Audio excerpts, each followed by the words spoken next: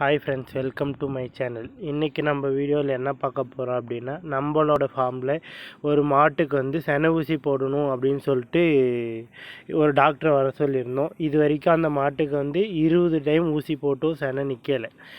நாங்களும் 2-3 டைம் வேறு டாக்டரை வச்சு வயிறெல்லாம் க்ளீன் பண்ணிவிட்டு செனை ஊசி போட்டு பார்த்தோம், நிற்கலை. அதனால் நாங்கள் வந்து வேறு அதர் சைடு வந்து டாக்டரை வர சொல்லி அவரே ஓனாக மெடிக்கல் வச்சுருக்கிறாரு. அதனால் அவர்கிட்ட சஜஷன் கேட்டு நான் வந்து வயிறு க்ளீன் பண்ணி விட்டு 100% நான் வந்து நெக்ஸ்ட் டைம் வந்து செனை நிறுத்தி கொடுக்குறேன்னு சொல்லிவிட்டு அவர் வந்து நம்ம ஃபார்மில் வந்து இப்போ செனை ஊசி போடாமல் வயிறு க்ளீன் பண்ணுறதுக்காக வந்து ட்ரீட்மெண்ட் பண்ணார். சரிங்களா?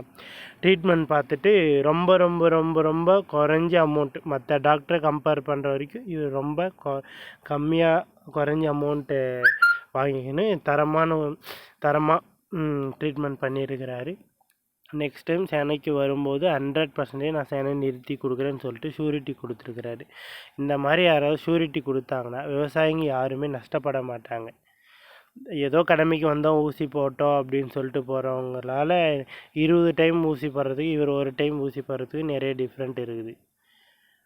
அதனால் விவசாயத்தை நம்பி தொழில் பண்ணுறவங்க ரொம்ப ரொம்ப ரொம்ப கஷ்டத்தில் தான் தொழில் பண்ணுறாங்க.